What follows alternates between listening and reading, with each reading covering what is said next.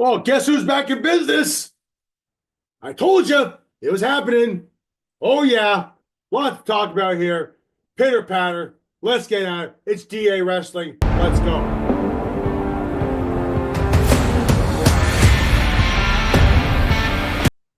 On today's show, Adam Cole and Buddy Matthews have a great match.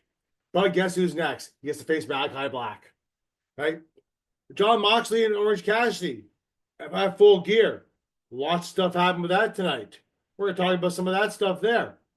Seeds been planted. Maybe. For Camille to possibly face Monet, like I've been saying before. But first, Camille had to face Statlander. Boy, that did not turn out the way that Monet wanted. But first, we're going to start off with Bobby Lashley debuting in AEW. Call it 2 weeks ago. Last week I wasn't here for a show. A little busy, had some mental things I had to take care of.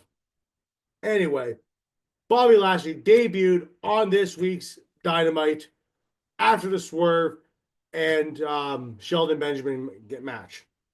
Excellent match, really way. Swerve ended up winning. A lot of back and forth there, really showing off the talents, really showing how diverse Swerve is, how diverse Sheldon Benjamin is, and have Benjamin still being like a freak. Like this guy went to school with Brock, right? So he is like very well versed in like a lot of things.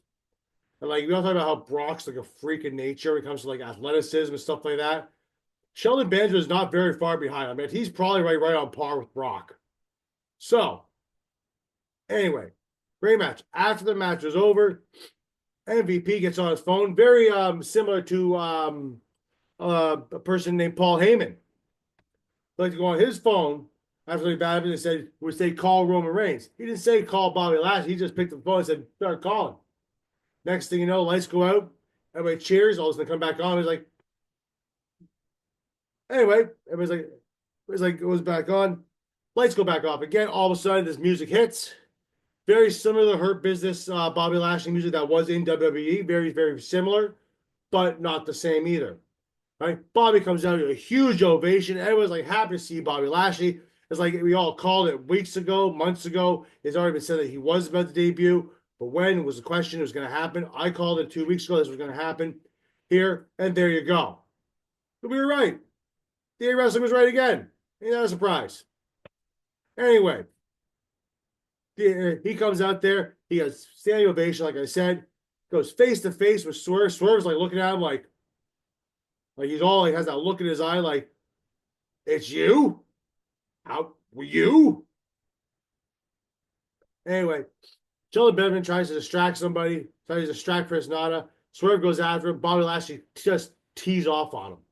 Right? Just takes him out with the clothesline. Benjamin comes in. They start beating him up. Swerve. They take him out. Anyway, Lashley ends up putting Swerve into the Hurt Locker, or, well, they just called it the Full Nelson. But I'm assuming it's going to be called like the Hurt Locker or something very similar to that. After that, security comes out. They beat up security. MVP gets on the mic and says, guess who's back in business? Well, guess who's back in business? Right? That is the Hurt Business, or the Hurt Syndicate as they're been called since they left WWE and all got canceled. It's great to see Bob. He looks pretty good for the past time he's been off. I mean, obviously, he's probably been training a lot there, too. We are probably going to get a Swerve versus Bobby Lashley match. Probably full gear. A couple matches were announced for full gear this week on Dynamite. And I'm sure Bobby Lashley versus Swerve is going to be one of them. I mean, why not? I don't see Swerve winning this, though. But we'll see. I don't think Bobby can lose his first match. Now, Bobby might have a tune-up match. Right? So to show off who Bobby Lashley is for those people who have never seen Bobby Lashley. But we've all seen Bobby Lashley at this point here. You know, ECW, his large tenure in TNA, obviously the WWE. So we've all seen Bobby Lashley, but they're probably going to introduce him to the AEW audience for those who are probably new to wrestling and start only watch AEW. So we're going to get that. Right? What goes on Swerve, we'll see how he goes on with this whole feud here that happens. Those probably take him right into probably right into Winter is Coming, probably into the next pay-per-view after Full Gear, which I believe is Revolution. So we'll see what goes on with this. It'll be a lot of fun. Bob Ashley's great. Also, it's a lot of fun too. Is if you like, share, subscribe down below, somewhere in the corner here, maybe this side or maybe that side. Right? Follow us on Spotify. Follow us on Podbean. Follow us on Twitter, TikTok, all those places there. Right? We are DA Wrestling on X. Give us a follow there. Subscribe. Lots of fun. Small click for you, big click for us. We appreciate everything you guys all do for us. But yeah, we were right again. Again. Anyway, back to the stuff here. Enough gloating. Adam Cole had his in-ring debut back, in-ring return against Buddy Matthews of House of Black. House of Black sighting. No time. You know what else I've seen House of Black on Dynamite. Very happy to see them. Excellent match. Cole really sold the ankle a lot in this match. He just really sold. Like they talk about how his base was shattered, messed up, the point where Buddy Matthews was beaten on it a lot. And when he got really hurt, Cole started like thinking, okay, I can't do this anymore. It's not good. Really selling it, walking away, where Buddy Matthews got on the mic and said, hey, guess you start getting hurt now. All of a sudden you start running. That's not the old Adam Cole that I know. Adam Cole comes on back. They start going at it. He can't hit the Panama Sunrise in the beginning. He cannot hit the last call. He tries to. Barely hit a super kick. Eventually, though, he ends up like honking up for Buddy Matthews. Buddy Matthews hits the stomp. Gets the 1-2. Kicks out. Right? Tries to get a stop again. About maybe a couple minutes later. Gets it.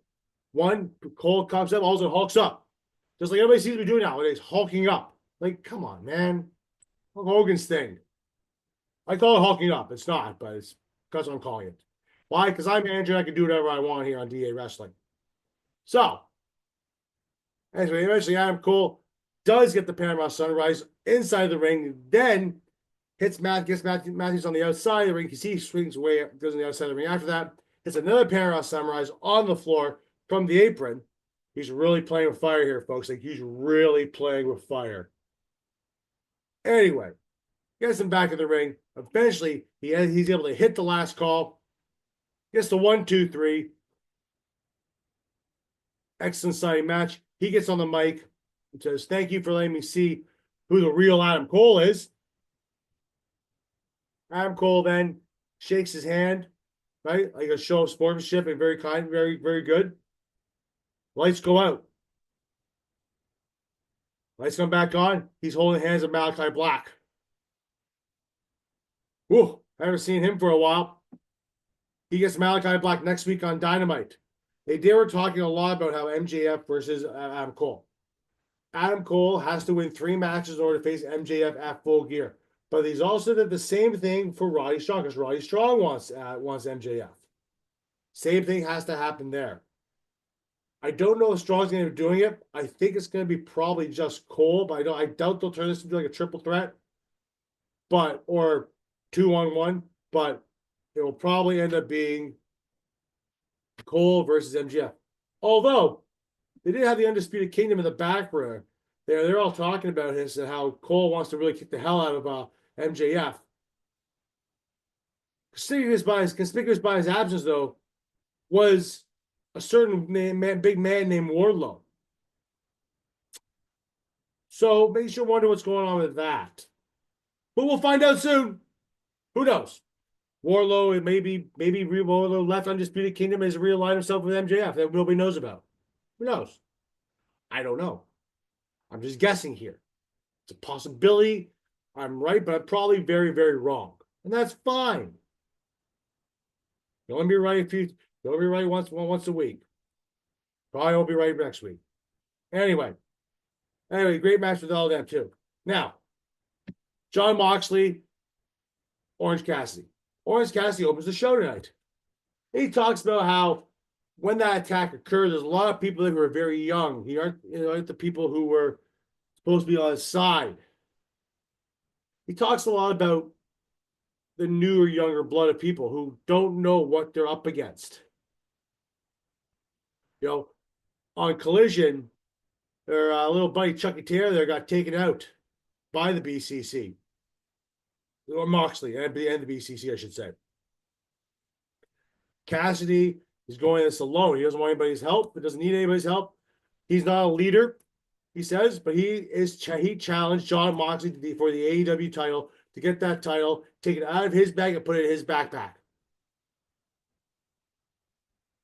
Adam Cassidy says, I'm still Orange Cassidy. I still don't need a catchphrase. And he walks off. So later on in the night, John Moxley comes to the ring and he starts talking. Howe says, hey, you think you're challenging me? I challenged you. When I attacked your friend and did all these things that you did. You say you're the leader. I'm giving you the opportunity. I challenged you. Moxley challenged him. He says he's not willing to, Cassidy's not willing to sacrifice things. Nobody's willing to sacrifice anything in AEW. He takes Wheeler Yuta and they put him down on his knees.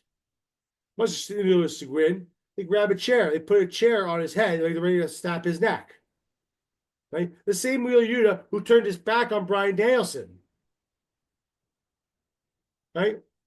After it was done, right? Orange Cassidy comes running out to try to save Yuta, and they just beat the living crap out of him. Pummel him to down nothing.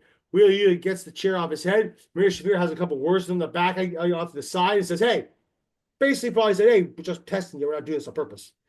Right? And Wheeler Yuta joins in the fight and kicking the living crap out of Orange Cassidy. Beats him. They beat the hell out of him. The rest of it, the Dark Order comes out and a brawl ensues. A brawl ensues everywhere. Right? Cassidy's getting attacked by everybody. He's beating people up. He's beating up the Dark Order. John Moxley's beating up the Dark Order. Right? Everybody's beating up the Dark Order. Right? Private Party ends up coming out. They start attacking everybody. All the same people that the BCC attacked a couple weeks ago and so forth are coming out to try to beat up the BCC. It's not working. But it has been signed, though. Moxley versus Cassidy at Full Gear AEW Championship title match. But in this brawl, though, I said before, look for Darby Allin to maybe be somewhat like a Sting thing, like back in WCW.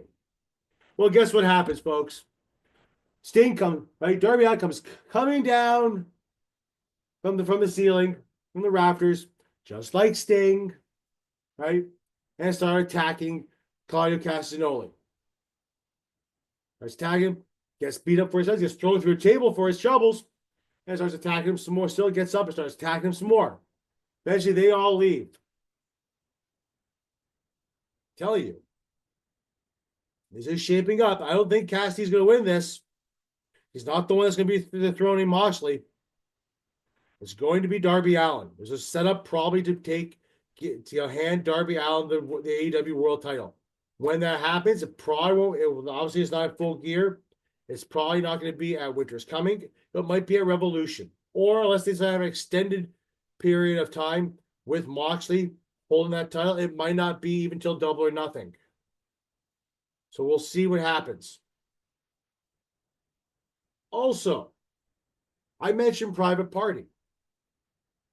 Private Party came out to help fight in the fight against the BCC. They were left in the ring. While it was running off, the Private Party was left in the ring, and the Young Bucks music comes on. And there's your tag team title match for the evening. It comes on out. The Bucks come out. It's an excellent match, back and forth, fighting each other. Lots of tag team moves there. At one point, they go and fight to the outside. Quinn ends up taking all the way up the aisle there. Like, ends up getting tombstoned, oddly enough, on a tombstone. And a nice Halloween setup, graveyard setup, by Okada. He was taken out. The other one is getting beaten up. Eventually, he gets so beat to the point he can barely stay on his knees. The Young Bucks are about to hit the EVP trigger. They can't do it because he's just too out of it. Eventually, he tries to get up a roll up. One of the Young Bucks, it doesn't work. They keep trying to get the EVP. They actually hit the EVP trigger on him, right? But he gets the 1-2 and he gets out. Lots of things happening here. Okay. Eventually, Quinn gets back in. Right, he gets them. They start beating on the Bucks. Right, the Bucks keep on trying to get a pinfall, and nothing happening. Eventually, Quinn ends up getting the pinfall on one of the Young Bucks. I believe it was on Nick Jackson. right? Gets the 1, 2, 3. Private Party had just became the tag team champions. Private Party, the team guys who were jobbers from the get-go on this show. And a little bit of success mildly in the beginning. In the infant stage of what is AEW Dynamite now. And they now are tag team champions. The Young Bucks did like the one thing you didn't think they would do. They handed them the titles like gentlemen. Like, here you go, sir. Here you go. Here's your title. You've won it. Congratulations. Very proud of them. Right? They're celebrating the ring. Now the Young Bucks go to the back. Later on in the show, though, the Young Bucks are in the room. They're trying to get a word with them, right? Mostly Danny Garcia, right? Jack Perry gets in the way and says, you can't go talk to them right. They're busy. Danny Garcia basically, like, him have some words back and forth about how they're scared, how he doesn't want to fight him and all that stuff. That's going to happen. Danny Garcia versus Jack Perry for that TNT title. Perry is open against Garcia's leaving. He opens the door there. They're shredding up documents for some odd reason. Don't know what it is, and they're packing up their crap. Don't know why. Right? Probably get more into it later. Later on, though, I guess Brandon Cutler stole the briefcase. I guess the briefcase ended up getting left at ringside. They stole the briefcase of the BCC. Eventually, John Moxley and the BCC catch up with Brandon Cutler, and they beat the hell out of him, and they take the briefcase off him while holding Christopher Daniels in a headlock. And they let him go. They don't beat him up anymore. They didn't hurt Christopher Daniels. They just put him in a headlock. They leave back with the title. Some interesting things that happen here, what's going on with the Young Bucks as well as the BCC. Be interesting to see what goes on with these fellas.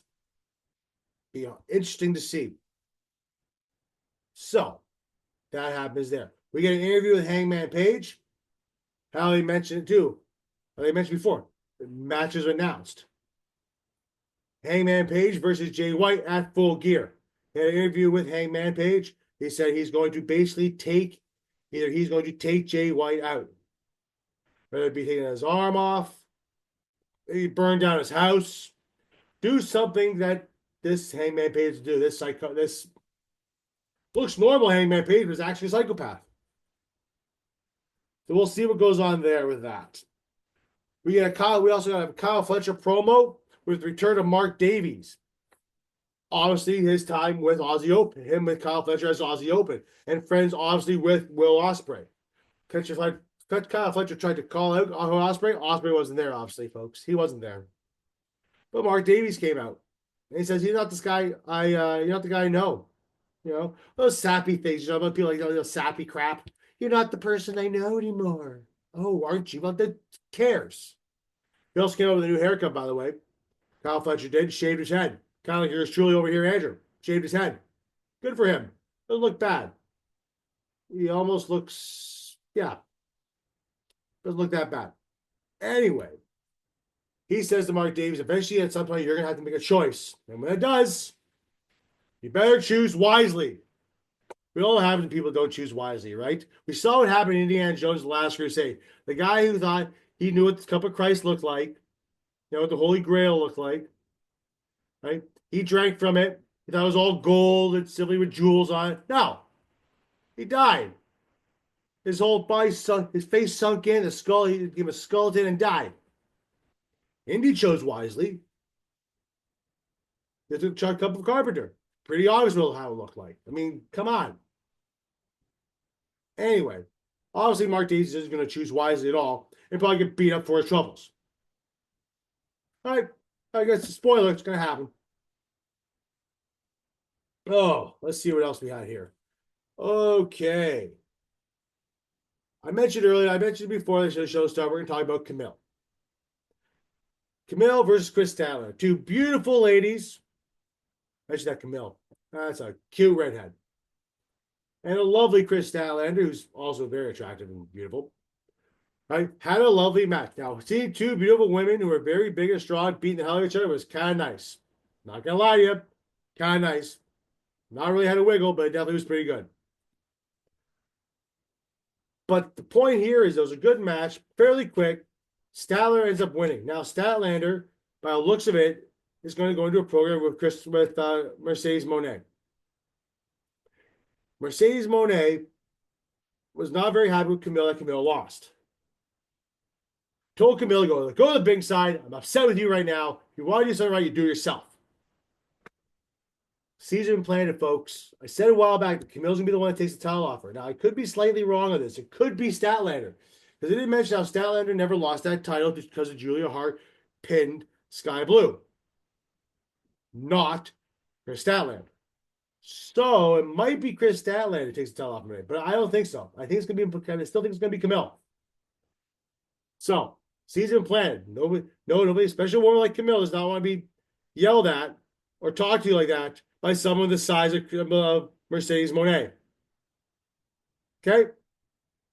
And yes, I still can't stand Mercedes Moné. Just don't like the character it was. I liked her better as Sasha Banks. I really did. Sasha Banks was more believable. This one just seems forced. I've said it before on the show, and keep on saying it. If she doesn't force it, it can be really, really good. It can be like Sasha Banks, but this is like annoying Sasha Banks. Like a very annoying version. And I don't think it's meant to be that way. If it is, comment down below. Tell me I'm an idiot. Go ahead. Comment on Podbean and Spotify. Comment on YouTube. Let them know if I'm an idiot or not. Could be. Might not be. Anyway. Let's see what else happened on the show there. Well, like I said, we have the matches run down. So far, we have AEW, we have Jon Moxley versus Cassidy at Full Gear for the AEW title. We have Hangman Page versus Jay White at Full Gear. It's gonna be a fun match. Probably be very brutal. They're probably gonna get Lashley versus Swerve. Now, obviously, it is November 23rd.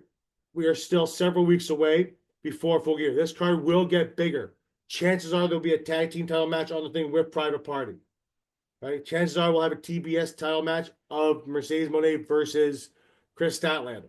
That's probably going to happen. We might even have the Jack Perry TNT title match versus Daniel Garcia. Probably Cole versus MJF as well. So with those matches I just mentioned there, it looks shaped up to be a pretty good, like a really good Full Gear card, probably for the last PLE of the year for AEW. Plays are planted. So, folks, that was AEW's Dynamite in a nutshell. Right? It was a lot of fun. It was good. Hard to watch though, especially when we got the Yankees versus the Dodgers in Game 5 right now, and it being 6-5 now Yankees. We'll see what happens there. But, I mean, go Dodgers. I mean, I'm only saying that because I'm a Jays fan. And, the Yankees are in the same division. Sue me. Sue me, folks. Anyway, guys, this is DA Wrestling. I'm Andrew. Make sure you like, share, subscribe down below. Right? Take a look at this video over here. You might like it. Follow us on all social media things like Twitter, on X at DA Wrestling. I am AM Purcell, AMP 1982. There it is. On X, D Lines in 1991. On X, he's never on there though, but feel free to follow me though too. I'm sure hopefully maybe he'll follow you on there too, maybe. Right? Also, DA Sports on TikTok, obviously the YouTube, Spotify, DA Wrestling, right? As well as on Podbean. Follow us with, like I said, check out this video down here. We're over here. Somewhere, guys. Just check out the video down there. Also, check out our top 10 video that we just did on Best Wrestlers in WWE right now. We will be doing a DA Wrestling Top Wrestlers in AEW right now. Obviously, we'll probably know who the first answer is. At least I know who Doug's answer is. But we might do it as a single one. I might do one with Doug, have Doug do one on his own, and do my own, and then we'll come together in another separate video and go from there. Who knows? Lots of things going on, guys. Make sure you like, share, subscribe. Like I said, have yourself a good one.